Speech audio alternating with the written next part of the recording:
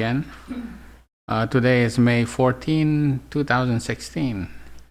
And the last 2 weeks we were doing Daniel 1. And we studied it and we realized that Daniel 1 is actually the first angel's message. So we are going to do Daniel 2 now. And then we can see that it's actually talking about the second angel's message. Yeah, so that's from the gate of Ishtar, the wall, and the walk. That's from Babylon. So Daniel 2. Daniel 2. It's not a very long chapter, but there's a lot of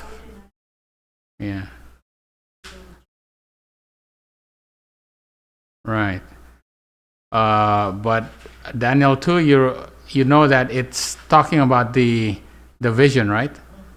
And the vision says, the head of gold, the chest and the arms and all that, and with the interpretation. And we all know that all that is well known. We know that story from way back, from a long time ago. And obviously it's all very true. But then when we study it again now in a different way, we realize that Daniel 2 is present truth for us. All right? Okay. So let's start Daniel 2. Okay. Daniel 2, verse 1 to 3. And in the second year, because Daniel 1, wasn't Daniel 1? It was about in the first year of Nebuchadnezzar, right? The third year. Of Jehoiakim, yeah. But that was essentially the first year of Nebuchadnezzar. Now this is the second year of the reign of Nebuchadnezzar. Nebuchadnezzar dreamed dreams. Look at that verse right there. In the second year of the reign of Nebuchadnezzar, dreamed dreams.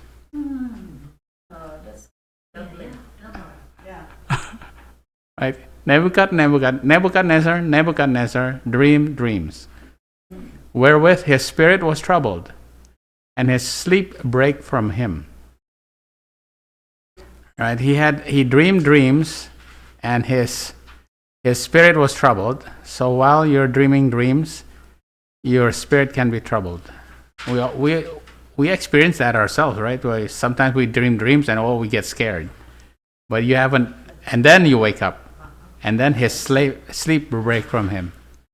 Then the king commanded to call, right?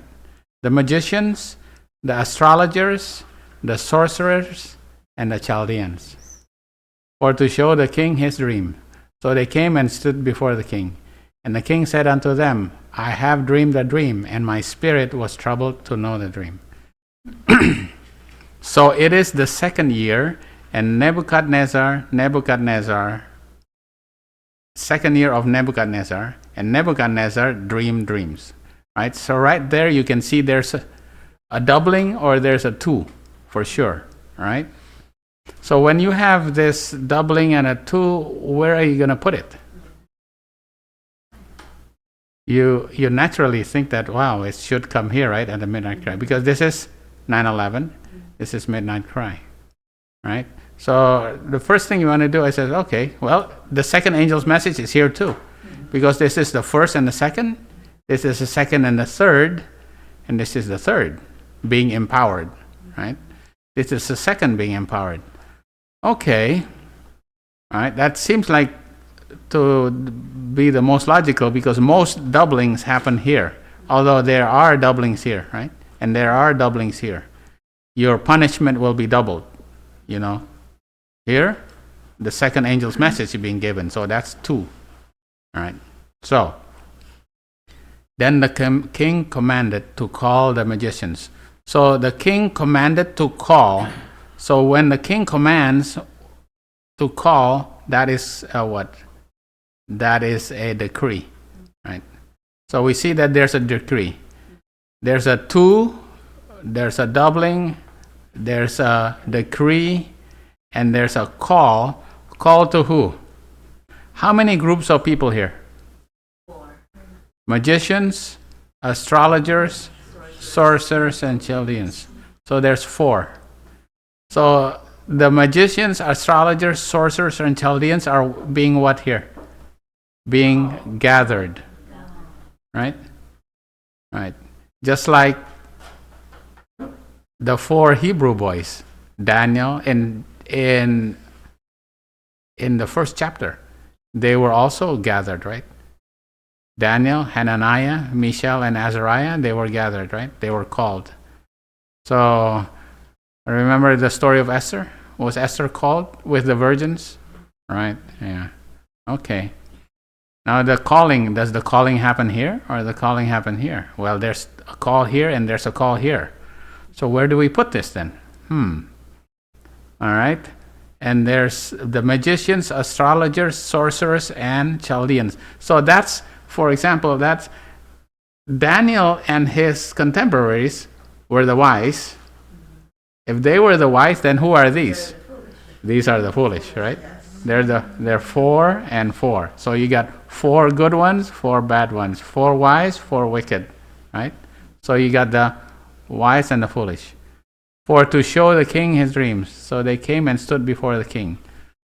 The thing of to know where this is, how you actually place these on these lines, this event, how you place it is based on this word right here, troubled. There's a king that is dreaming and his spirit is troubled. Okay. Do you know another story in the Bible where the king is troubled? Pharaoh. Yeah. Genesis. Right. There is, absolutely. That is, because trouble is to impel, agitate, or move. Agitate, right? To agitate. Okay. All right. There's another, so we have to do line upon line. Proof texting. Where is it used again? All right. That word troubled is only used one other time for a king. And it was the Pharaoh. Right. Genesis 41. Right. So now we have to bring in this story. Okay, I'm going to have to move my cursor here. I'm blocking the... All right, there you go. Okay. And it came to pass in the morning that his spirit was troubled. So this is in the morning. Remember, Pharaoh had a dream. And he woke up and in the morning and his spirit was troubled. This is the same trouble. Right? So the king was troubled. His spirit was troubled. And what did he do? He sent for his magicians. It's the same story, basically. And all the wise men, right? All these are the pretended wise men thereof. And Pharaoh told them his dream. The difference is that Pharaoh actually knows his dream. Right? And there was none that could interpret them unto Pharaoh. Then spake the chief butler unto Pharaoh, saying, I do remember my faults this day. Oh, because the chief butler and the chief baker, previously, how many years ago? 2 years ago. Because this happened on his what? This happened on his birthday, remember? And then on his birthday, then he let the chief butler live, but the chief butler was killed. But the baker let live, right? Remember that story? And then it says 2 years later, meaning it's his birthday again. Just for your information, how many times was birthdays referenced in the Bible? Yeah. There's only 2 times in the Bible that birthdays are referenced. Right, one is this one, the Pharaoh's birthday, and the other one is Herod's birthday. And what happened during birthdays? Somebody dies. John the Baptist was decapitated, and the butler was hung, and the birds ate his flesh. Right? Yeah. So birthdays in Bibles are for heathen kings, and people are killed at that time. So is it something that for some reason we want to continue to celebrate these days? Yeah, you recognize God's what? God's mercy on you for giving you one more year. But as a fact of just the birthday itself, you realize that's actually not biblical. All right. So, the chief butler, I do remember, right?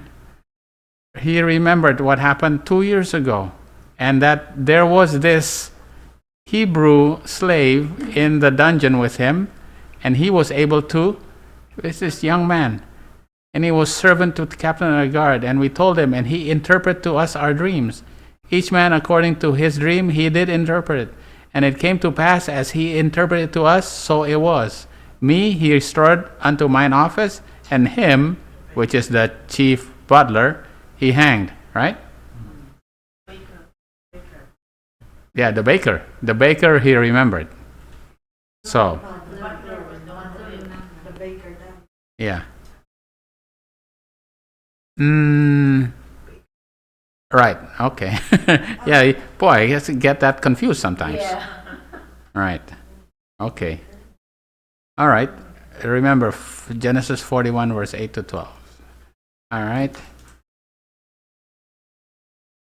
And this is the story of Daniel 5. This is the story of Belshazzar. Right. In the same hour came forth fingers of a man's hand and wrote over against the candlestick upon the plaster of the wall of the king's palace. Right. Right. There's another party. It did not say specifically it was a birthday, but it was during a party when they were drinking from the vessels, right? The vessels that came from God's temple, right? Then the king's countenance was changed. Yeah, countenance was changed, and his thoughts troubled him. So the king is also troubled here, right? So the joints of his loins were loose, and his knees smote once against another. Right? And that's also prophetically significant.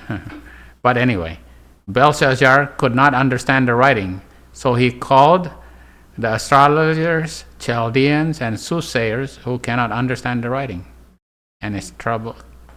And who came in to remind him that there was a person. All right. So isn't that the same thing? Because who reminded Pharaoh, hey, you know what? I remember somebody 2 years ago, right?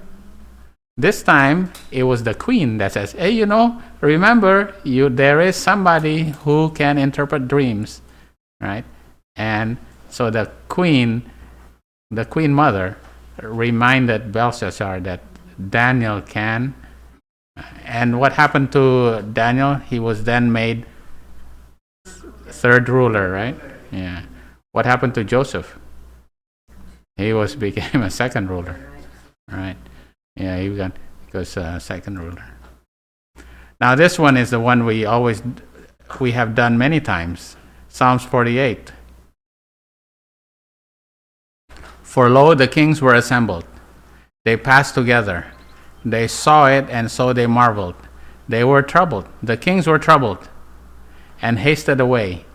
Fear took a hold upon them. The kings were troubled, and they feared. And pain as a woman in travail, right? Thou breakest the ships of Tarshish with an east wind. So why were they troubled? Because they were hit by an east wind. Now the thing about this is different. they were troubled because the east wind will attack them, or they were troubled because the east wind attacked them? Right, yeah. The thing about Nebuchadnezzar, and also Pharaoh. Remember Pharaoh? He had a dream, and his dream was the east wind attack them already, or the east wind will attack. The east wind will attack, right? Yeah. Right. Will attack. Because thou breakest the ships Tarshish with an east wind. So this here, these kings, they fear because the east wind. Okay? And we know this is 9/11. Right? So when the kings are troubled, it's at 9/11. Ezekiel 27, we gone through this many times already. The ships of Tarshish did sing in the market. Because of what? The east winds, right?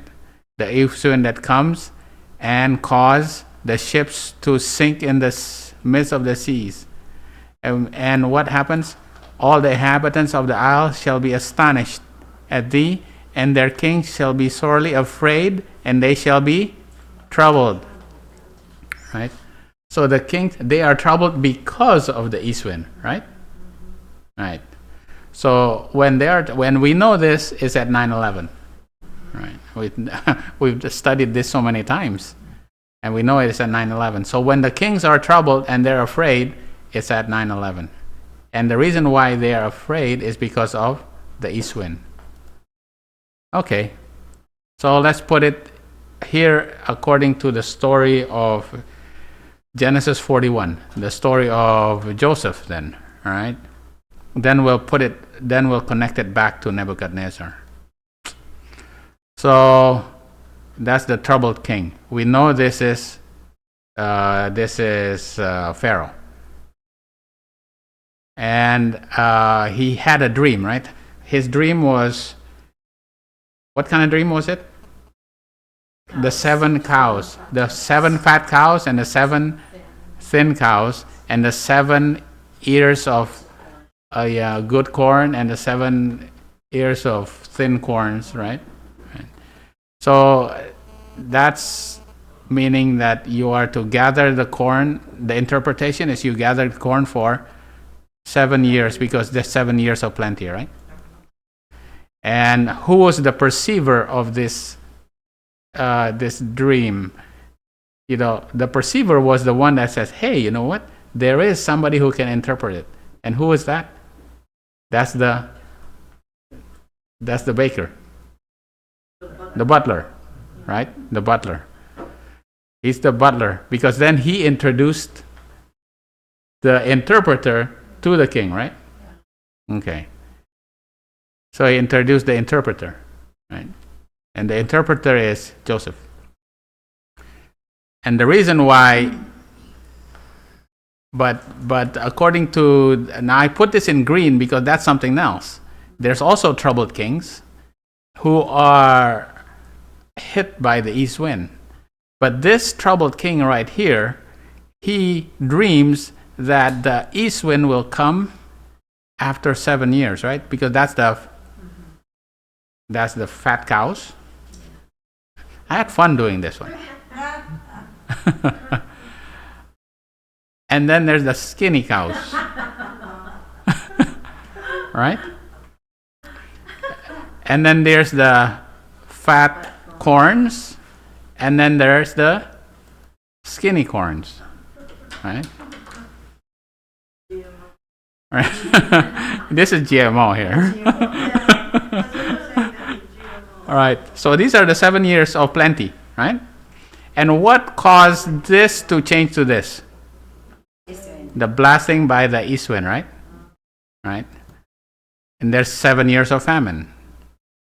And this is when you gather the corn, now you sell the corn here.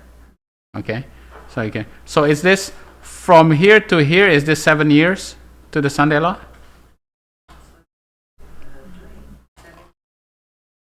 Wow, the thing about it is in Genesis 45 verse 6, right? Remember what happened? The stick of Judah. The stick of Judah is joined with the stick of Ephraim. So the brothers joined. The brothers of Joseph come down to Egypt. How many times did they come down? The 10 of them. How many times did the 10 of them come down? Twice. They came down twice, right? And then eventually Joseph said, hey, it's me. I'm your brother. Go fetch your father. Okay? And then the father came down, and how many came down? The whole tribe?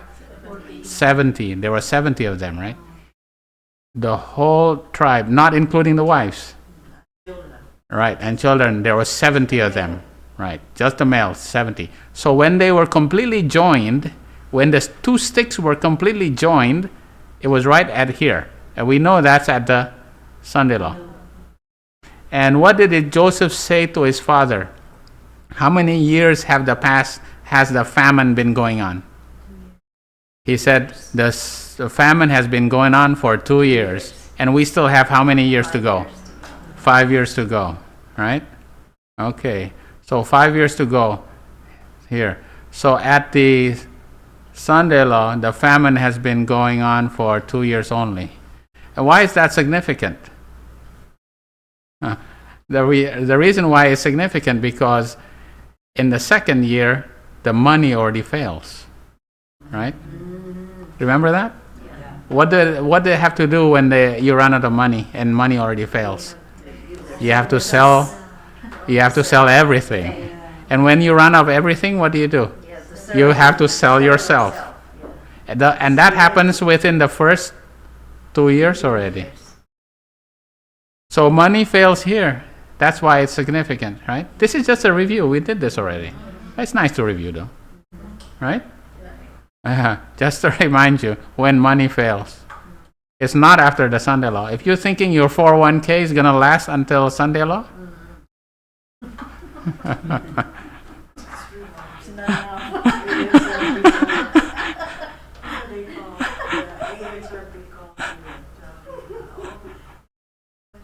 I know. So I told the girl, listen, I've been diagnosed with cancer. I'm going to be about it. yeah. And from here we know your 401k is not going to last. By this time, it's already no value. Right, no value, even the gold. Yeah. Okay. All right. Daniel 2, verse 4. Now we go to verse 4. Then spake the Chaldeans to the king in Syriack. Did you notice this before? So what did they do? They changed languages. What were they speaking then? Well, they were probably speaking in a Babylonian dialect. And then they says, okay, well, now we're going to speak to the king in Syriack. Now, why would they want to speak to him in Syriack if they were speaking in Babylonian, probably Babylonian dialect? The Bible didn't say that, but now in Syriack. All right, okay. Well, I never really studied this until now. You really need to know this because everything is prophetically significant now. O king, live forever. Tell thy servants the dream. So he says, I'm going to make a decree. You have to tell me the dream. So that's the first test for the wise men.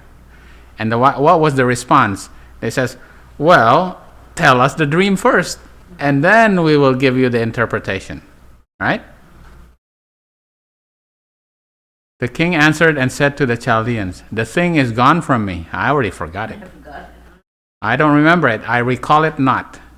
If ye will not make me known the dream with the interpretation thereof, ye shall be cut in pieces, and your houses shall be made a dunghill. And if ye show the dream and the interpretation thereof, ye shall receive of me gifts, rewards, honor. Therefore show me the dream and the interpretation thereof.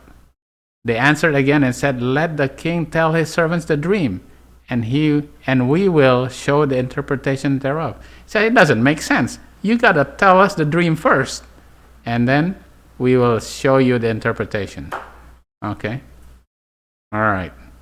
So, is this a life or death situation here? Yeah. You will, if you don't tell me the dream and the interpretation, you're going to die. And your whole household will be made into a dunghill. All right? It's a life and death situation. All right? Okay, tell me the dream. You didn't even say it. Yeah, you didn't even say it. Tell me what you're thinking. Tell me what I'm thinking. Right. Or you die. Or you die. Okay. Read my mind. All right. Yeah. Okay. All right. So we take this. What does it mean that now they speak in Syriack? All right. All right. I took this from Encyclopedia Britannica. The Akkadian language, also spelled Akkadian, also called Assyro-Babylonian, a distinct Semitic language of the northern peripheral group, spoken in Mesopotamia from the 3rd to the 1st millennium BCE. All right? So what they spoke in that time was Akkadian. Aramaic, because it says Semitic. Yeah, it's Semitic. But Aramaic and Hebrew, they all came from this language. It all came from this language. Akkadian spread across an area extending from the Mediterranean, during the time of Sargon, the king of the Sargon. Sargon is one of the kings of Akkadia, I think. Akkad, of Akkad dynasty, who reigned from 2334 to about 2279. A long time ago. So he ruled all the way from here, all the way down to the Persian Gulf. Here, he ruled all this area. The Hittites, the Aram, Haran. You know who ran to Haran? Who ran to Haran? Did Moses run? Oh, Jacob. Jacob, right? Yeah, Jacob ran to Haran. Yeah, he hid in Haran. Okay. Now this is very interesting. The Assyrians originally came from Ashur. That's why they call Assyrians, because they come originally from Ashur. And this is in northern Iraq right now. Obviously, we know this is Iraq right here, right? Iraq. Okay. This area here is called Urartu. Urartu, which is in the Hebrew tongue means Ararat. What's the significance of that? The ark landed here. The ark landed here, and then they followed the river, and they just all ended up in this area here. It was very fertile. Because the river, right? Ararat, Urartu. Right? The Medes, the areas of the Medes, Elam, the Elamites, right? The Arabs are right here, and obviously the Jews are right here. Now this is Phoenicia. Phoenicia is here, and the Philistines is right here, right? This is the Philistines. This is the Phoenicians, and the Israelites are right here. Boy, they're right in the middle of. They're in a bad position, but the Akkadian language is spoken by the people in this area. All this area right here, right? Okay. By about 2000, Akkadian had supplanted Sumerian as the spoken language of southern Mesopotamia. Although Sumerian remained as a written language of sacred literature, at about the same time, Akkadian language was divided into the Assyrian dialect, spoken in northern Mesopotamia, and the Babylonian dialect, spoken in southern Mesopotamia. At first, the Assyrian dialect was used more extensively, but Babylonian largely supplanted it, became the lingua franca of Middle East. So then they eventually had to speak this lingua franca. Lingua franca means it's like English now. Everybody speaks it. So they were speaking in dialect, and they says, okay, well, so that everybody can understand, what? Speak in Syriac. So that everybody can understand, right? So that one's mean. Change the language. Speak in a different language so that everybody now can understand, right? So that's why they spoke in Syriac. Okay? All right. Okay. Then I said, wait a minute. This is just too interesting. I got to go into this a little more. You went into hieroglyphics. Hieroglyphics. Right. And why is the hieroglyphics so significant? Right? Because it actually, when you study hieroglyphics, you can prove the Bible is correct. The history of the Bible. Right? Yeah. Look at this here. It starts off with pictograph, right? Yeah. Pictogram. So what they do is they cut a reed. They put it into the edge of the reed because it's almost like a triangle, right? So they put it into wet clay and make pictures, right? This is a picture of a fish, and then eventually make it go like this, and then eventually this is the hieroglyphics for fish. This is for the ox, and this is for the bird, right? So this is the cuneiform, right? Cuneiform. Oh yeah, cuneiform.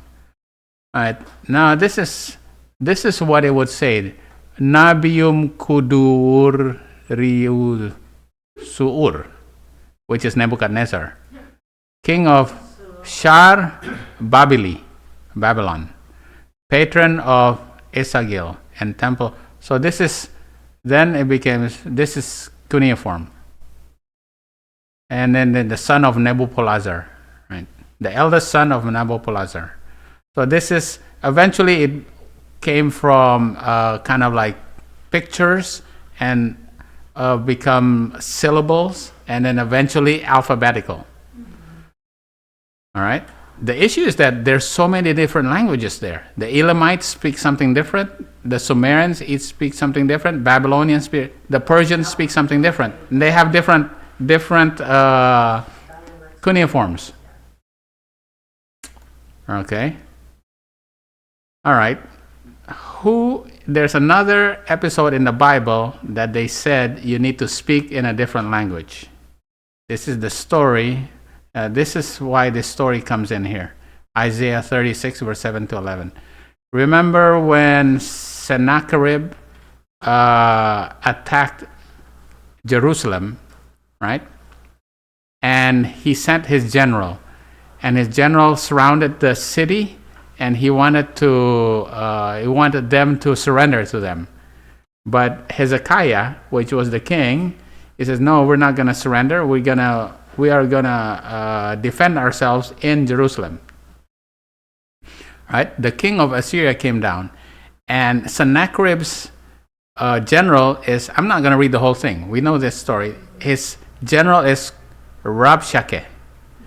And what did Rabshakeh do? He stood in front of the wall, and he started taunting the Israelites. And what did he say? Oh, you Israelites, give pledges, I pray thee, to my master, the king of Assyria, and I will give thee 2,000 horses, if you can even ride on those horses. How then wilt thou turn away from the face of one captain of the least of my master's servants, and put thy trust in Egypt? Why are you allying with the Egyptians? I'm going to annihilate the Egyptians. Right? And am I now come up without the Lord against this land to destroy it? The Lord said unto me, go up against this land and destroy it. Then said Eliakim, so who was the Jews that was standing on the wall? Eliakim, Shebna, and Joash. They spoke to Rabshakeh. They were on the wall hearing this because Rabshakeh, the general of Sennacherib, he was speaking in Hebrew. He was taunting them in Hebrew. And they said, speak, I pray thee, unto the servants in Syriac. Change your language. Speak in Syriac. Right? So that everybody else... Well, here, we don't understand. Most of the regular people, they don't understand it, right? So there's a change in language here, right? For we understand it and speak not to us in the Jewish language, in the ears of the people that are on the wall. Because everybody on the walls obviously speak Hebrew. So here's a change of language right at this time. And this seems like in the Bible, this is it. This is the only time that it says, change in the language from Syriack or to Syriack, right? In this story here, right? Now the thing, what happened is Sennacherib, he came down, from this side, he came down. Assyria is this way. He came down and attacked Phoenicia, remember? And then he came down here and attacked this area is the Philistines, right? And then from the Philistine area, then he started attacking Judah, and eventually he went to Jerusalem. And that's where Hezekiah was defending himself inside of Jerusalem, right? The story is in 2 Kings 18. Now in the 14th year of King Hezekiah, that's Sennacherib, right? Sennacherib, king of Assyria, came down against all the fenced cities of Judah. So he came down here, attacked Phoenicia, and then attacked Philistines, and then he attacked all the fenced cities of Judah and took them. And Hezekiah, king of Judah, sent to the king of Assyria to Lachish, because he was attacking Lachish. Lachish is a fenced city of Judah. This is the first time I actually started studying where is Lachish and why is it significant? Because what happened is Sennacherib attacked Lachish first before he went and attacked Jerusalem. Now, Jerusalem is the capital, so Lachish is just a small city, but he still attacked it first, right? So Hezekiah, the king, was afraid, and he offered him tribute. And what was the tribute according to the Bible? 300 talents of silver and 30 talents of gold. 30 talents of gold. Now behold, thou trustest upon the staff of bruised reed. A bruised reed is Egypt. You trusted in the Egyptians, right? Yeah. Of which, if a man lean, it will go into his hand and pierce it. If you lean on a bruised reed, it's going to actually stick to your hand. So why are you trusting on the Pharaoh? So is Pharaoh, king of Egypt, unto all that trust on him. Don't trust in the Egyptians because they're mercenaries, right?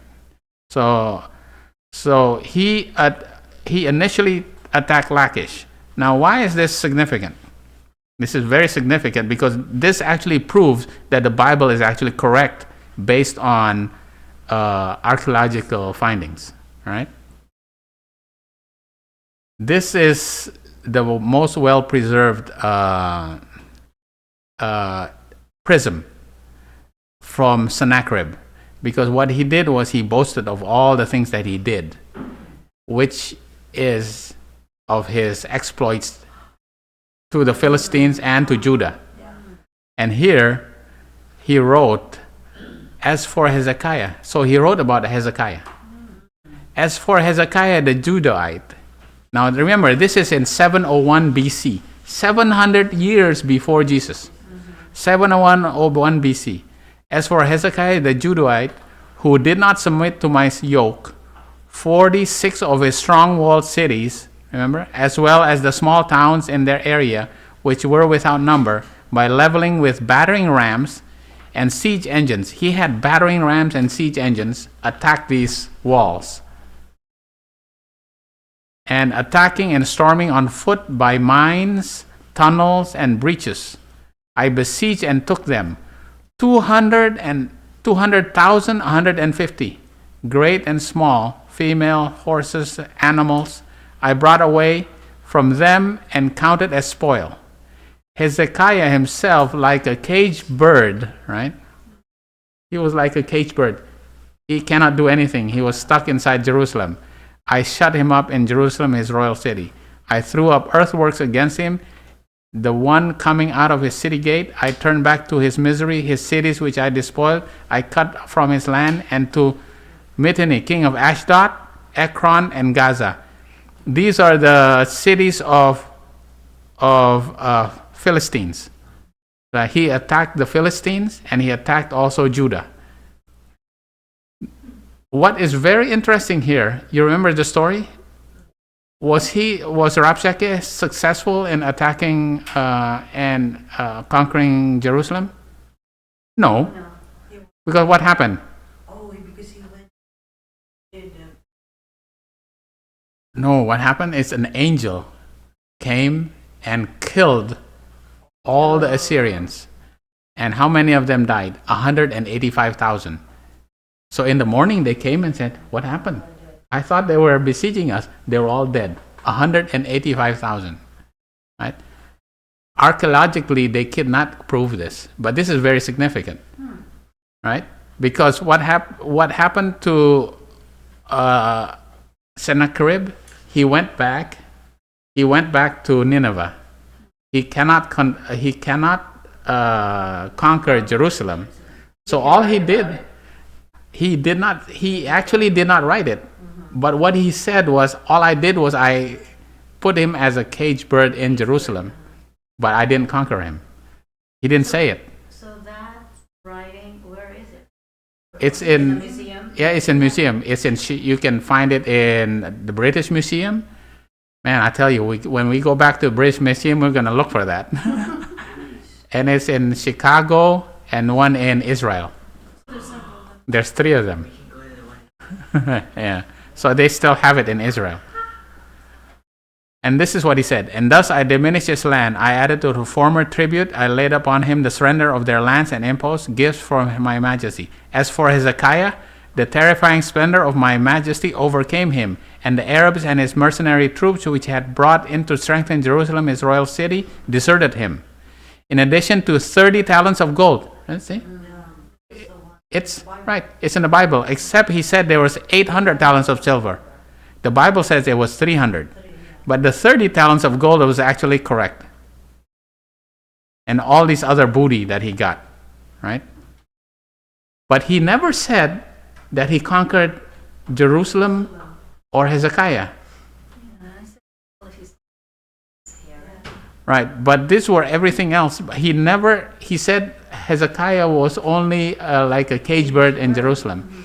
So when he went back to Nineveh, his whole wall, there were so many walls in Nineveh. When they excavated Nineveh, they found all these walls decorated with the siege of Lachish. And how they plundered Lachish, they decapitated all the Jews. They flayed them, they put them on the ground, and they skinned them alive. The Assyrians were the most brutal. And when they attacked people, they completely annihilated them. They were impaled, and there's pictures, I didn't put it there. They put them on stakes, and they impaled them on stakes. Like blood. Yeah. They put, and the impaler, right? Yeah. This is what the Assyrians did to Lachish. The thing about it is, yeah, they said this is what we did to Lachish to intimidate all the people that comes to Nineveh, right? So remember, Lachish is a small city, and Jerusalem is the capital. Why did they put up that they conquered Lachish? Because they did not conquer Jerusalem, right?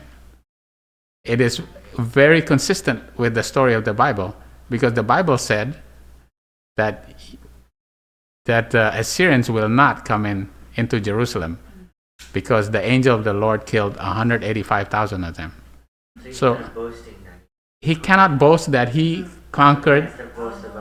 He boasted about conquering a small city of Lachish.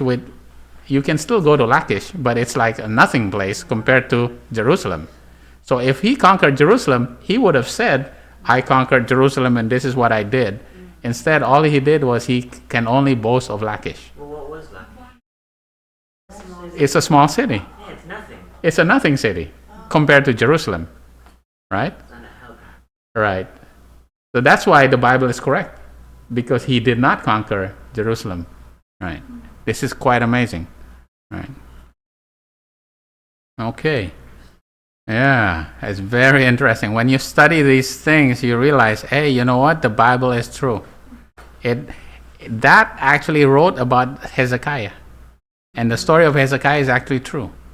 So what happened to Sennacherib in 2 Kings? So Sennacherib, king of Israel, departed and returned and dwelt in Nineveh. And it came to pass that he was worshipping in the house of Nishak. His son smote him with the sword and escaped into the land of Armenia. And Esarhaddon, his son, reigned in his stead. Right? This is what the Bible said. Well, this is what this tablet says.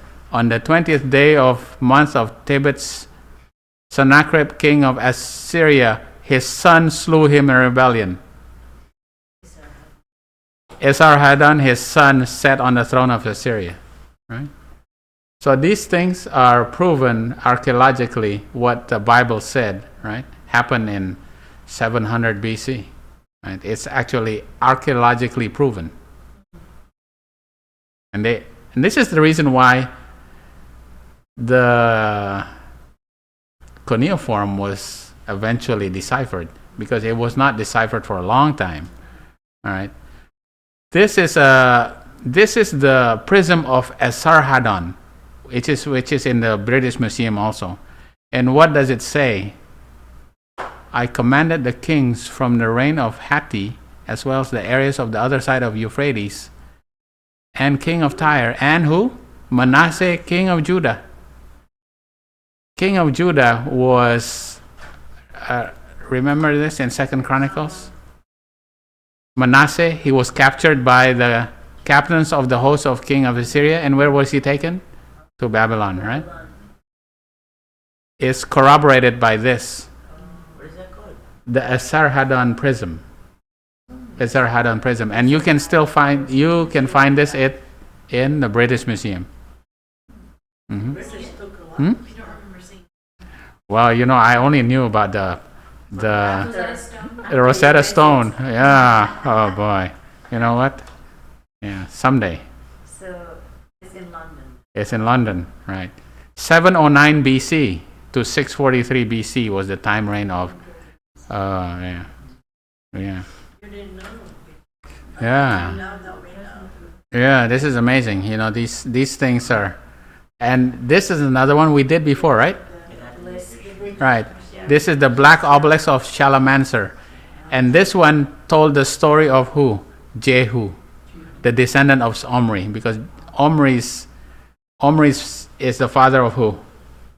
Omri is the father of Ahab. Not the father of Jehu, but Jehu is kind of like the, eventually became king. Right. But Jehu is shown to depicted as worshipping Shalmaneser right here. And this, right, you can decipher this, because you can decipher the writing, because it is written in Cuneiform, which was eventually deciphered, right? Okay, so that's the Cuneiform. This is the Code of Hammurabi. You remember the Code of Hammurabi? You study about that? Remember, kids? Right? It's all about the rules and regulations and lawyers and judges and what Mesopotamia. It's like 3000 BC. This is incredible. Right? Code of Hammurabi, I'm not sure, but if I were to bet, it's probably at the British Museum too.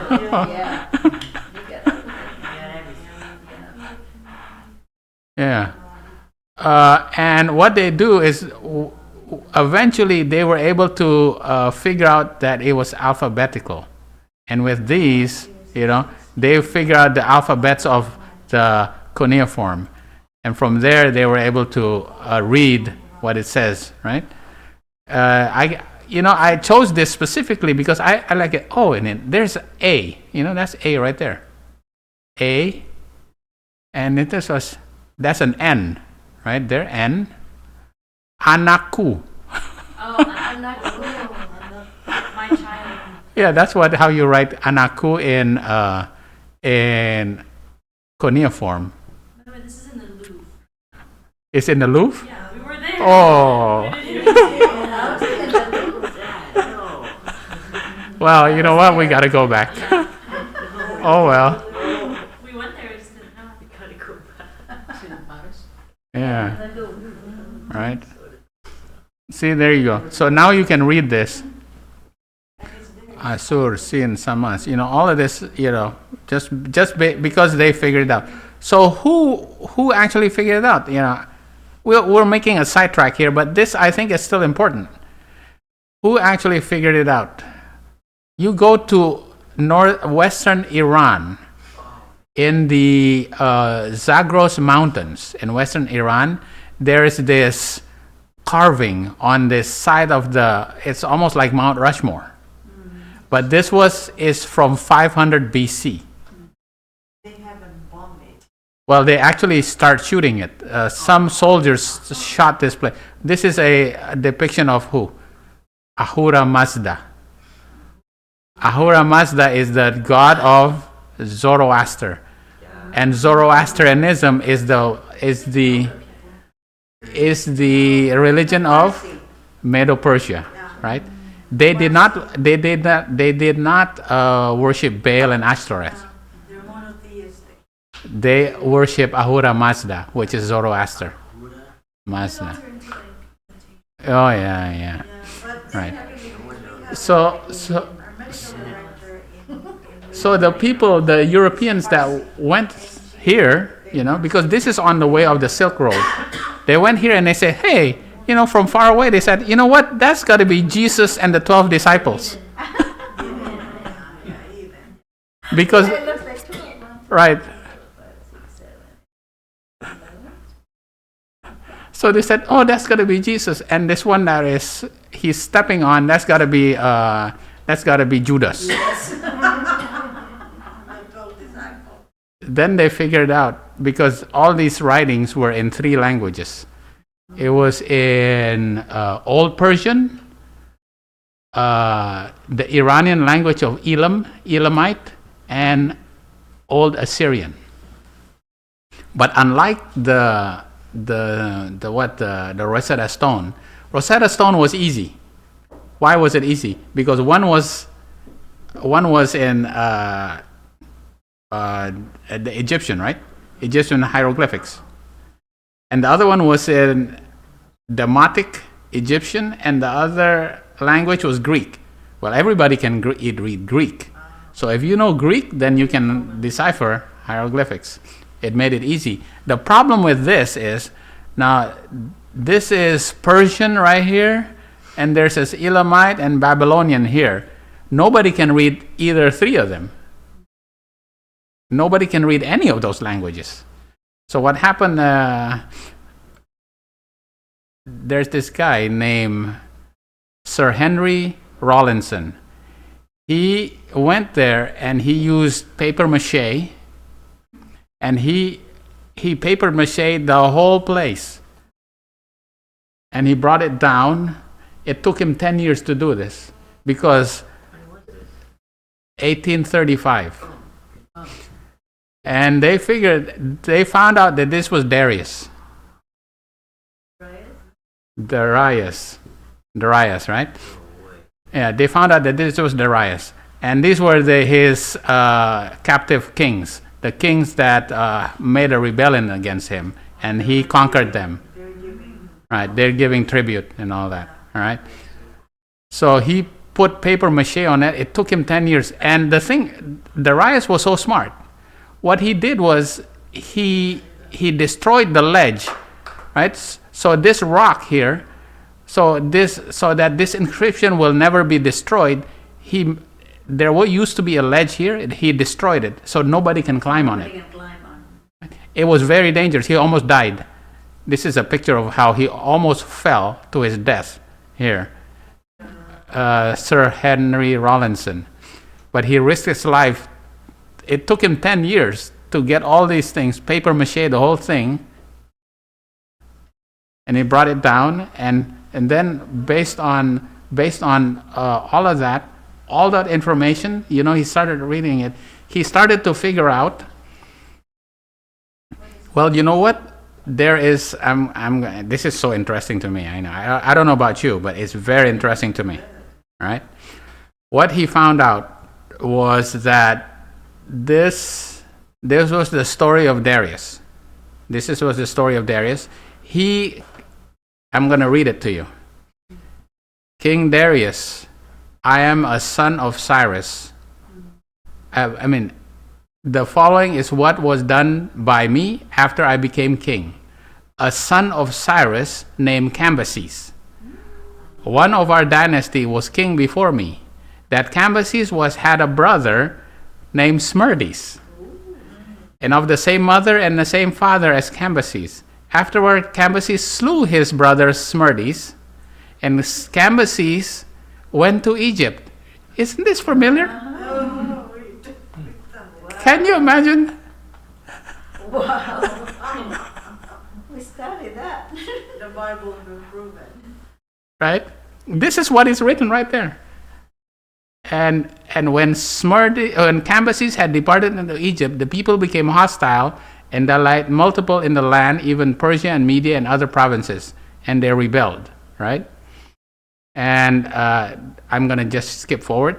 King Darius says, the king of which Gaumata the Magian had always belonged to her. All right, so there came an imposter, and his name was Gaumata the Magian, and he dispossessed Cambyses, and he claimed that he was Smerdis. Yeah. False word is right. He claimed that he was Smerdis. But what I did was I came back and I killed false Smerdis. And then that is how I became king. Can you imagine that? This is what was written right on this here. And that actually is the story of Daniel 11, verse 1 and 2.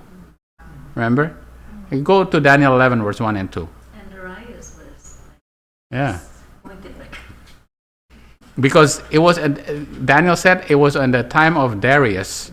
And after him will come 3 kings. Because at the time of Darius, who was the king? Cyrus was the king. And after Cyrus will come 3 kings. And the 4th one will be the richest one. And the problem is that he is going to go attack Greece. And in Greece is going to come back and attack. Right? So according to Darius here, he says, well, you know what? It was before me, it was Cyrus, and then it was Cambyses, and there was this false Smerdis, and then I killed false Smerdis, and then I became king. And then after me is Xerxes. So he basically proved everything was correct. Right there. What do you call that wall? It's called The Behistun inscription. Behistun. I like, this is just incredible. The Bible is completely vindicated by all these, archaeological finds that's in Iraq. in Western Iran. Western Iran. Right, Western Iran. And it's still, yeah. People have reviews of it. It's amazing. Right. Amazing, huh? Oh, one more other thing. The first person that started doing this was a German high school teacher. He says, "Wait a minute, he says, just looking at these cuneiforms. I'm gonna go back because this is so interesting to me. Anyway, this is so cool. All right. So what he did was, he said, okay, these inscriptions here are alphabetical. He figured out that later on it became alphabetical, and that the inscription satisfies he found out that there is a repetition that keeps saying king. This got to be king, because when you look at the Rosetta Stone, the thing that was made into a circle, the inscriptions that was circled has to mean a king, right? So he was looking at this and said, you know what? All these repetitions gotta mean king. And so he saw a pattern, and he saw the pattern going like this. There's two following schemes. X king, which is the great king of king, son of Y king. All right? And then Y king, great king of king, is the son of Z. So there's a king who is a son of a king who is son of a not a king. Right? There's a king who is a son of a king, but this king is not a son of a king. So he was saying, so he had to go to the Bible and say, which Middle Persian king was a king who was a son of a king, but who was not a son of a king? So he says it's got to be Xerxes. Xerxes was a king. He was son of Darius Hystaspes, which was actually not a son of a king, because remember he killed false Smyrdes. He was a regular person before, and he was elected to become a king, right? So he was not a son of a king. So based on that, he says, okay, this is Xerxes and this is Darius. Based on that, he deciphered it. He got the alphabet. So he got part of the alphabet because he knew the Bible. It was quite amazing. Anyway, these things you put together, and it actually, so it's really important, because you realize all these things. People don't believe the Bible. I really feel sorry for them. I really feel sorry for them. And the reason it's actually still there even now. Yeah. Okay. The king, all right, we go to Daniel 2. The king answered and said, I know of a certainty that ye would gain time, because ye see the thing is gone from me. But if ye will not make known unto me the dream, there is but one decree for you. All right? For ye have prepared lying and corrupt words to speak before me, till the time be changed. Therefore tell me the dream, and I shall know that ye can show me the interpretation thereof. The Chaldeans answered before the king and said, there is not a man upon the earth that can show the king's matter. All right? Show me the dream. And then they said, what was their response? There is nobody on this earth that can be perfect. All right? Isn't that what they say? Yeah, because only the perfect man can answer, right? Right. And then it is a rare thing that the king required. There's none other that can show it before the king. There's nobody on earth that is wise enough. There's nobody on earth that is perfect enough to be able to it. For this cause, because of this, the king was angry and very furious and commanded to destroy. Right? So he made a decree. There's nobody that can, they said, nobody can do this. Nobody can have the wisdom to be able to. But the king was angry because he realized that his wise men were all foolish. Right?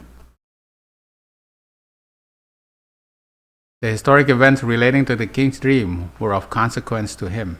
But the dream was taken from him that the wise men, by their claim, understanding of mysteries, should not place upon it a false interpretation.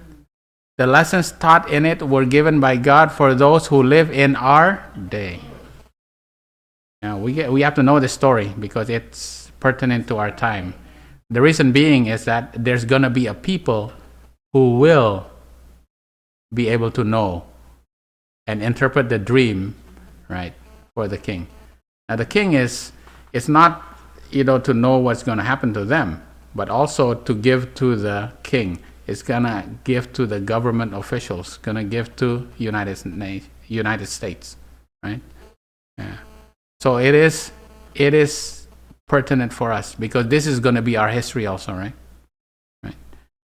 To live in our day. The inability of the wise men to tell the dream is a representation of the wise men of the present day, who have not discernment and learning and knowledge from the Most High, and therefore are unable to understand the prophecies. They're not going to know anything about the east wind. They're not going to know anything about, the ships of Tarshish, the most learned in the world's lore, who are not watching to hear what God says in His Word and opening their hearts to receive the Word and give it to others, are not representatives of His. He's going to bypass those people who do not know prophecy. It is not the great and learned men of the earth, kings and nobles, who will receive the truth unto eternal life, though it will be brought to them. It's brought to them already, but they don't want it. All right. Verse 13 to 18. And the decree went forth that the wise men should be slain. Oh, boy. And that it also includes Daniel and his fellows. Yeah. And Daniel answered with counsel and wisdom to Arioch, the king of the king's guard, which was gone forth to slay the wise men of Babylon. He answered and said to Arioch, the king's captain, why is the decree so hasty? Why is this decree so hasty? So who's the one that informs Daniel of the decree? So Arioch is the perceiver, right? Right. Just like the queen mother, right? Just like the butler, right? Arioch tells him that there's a hasty decree, and Arioch made thing known to Daniel. Daniel went in and desired the king that he would give. He says, give me time, right? Just like who? Just like Esther says, give me 3 days to pray with my maidens, right? Give me. And that he should show the king the interpretations. And I predict I will be able to know the interpretation, right? He's making a prediction that after the 3 days, the time that he's given, he is going to make the interpretation. Then Daniel went to his house. Then told his 3 companions. There's a 3 also there, right? The 3 days of Esther. The 3, he's sharing this to his 3 fellows, that they would desire mercies of God of heaven concerning the secret, and Daniel and his fellows, so they shall not perish. So Esther says, go, I'm going to go pray, so that when I go, if I perish, I perish. Wow. Do you see the similarities between the stories? Very similar, right? Okay. You don't say 3 days now. Yeah, but this is the 3 boys, Yeah. right? He shared with the 3. So there's a 3 right there. That's how when you start doing line upon line, you see the 3s. You see the concept, right? And the decree went forth, and the wise men should be slain, and they sought Daniel and... it's repeated again. Then Daniel answered with counsel and wisdom to Arioch. Then now he answered to Arioch, the captain of the king's guard, which has gone forth to slay the wise men of Babylon. He answered and said to Arioch, the king's captain, why is the decree so hasty from the king? Then Arioch made the thing known to Daniel. Daniel went in and desired of the king that they would give him time, that he would show the king the interpretation. Right? I guess I repeated this for some reason. Yeah. But you put I put this thing on the bottom. Okay. So the timeline. So we put the timeline. We know this is... Okay, where's my hair? Right? This is when the decree goes out. Right? Now, when the decree goes out, Arioch comes and tells Daniel of the decree. So Daniel is made known of the decree here at midnight. Because Arioch comes with haste. And then with the hasty decree. And then here, Arioch brings Daniel in haste. So Arioch in haste also. This is significant because this is the midnight and this is the midnight cry. It's a period and it's also a point in time. It's also the same. It's really the same thing. When you see the story of Lot, The story of Lot is in Genesis. I can't remember which chapter. But there was the 2 doors that were closed. Remember? The angels came and he had to close the door. And then they wanted to, the people wanted to attack, and they had to close the door again. So the door was closed twice, but it was the same door. So meaning it shows right here. So this is the midnight and the midnight cry. That's why it's easy now to figure out that this Syriack comes with haste here, and Syriack goes to the king in haste right here also. That's the midnight and the midnight cry, right? And then this is also the time that he asking for time. This is the time right here.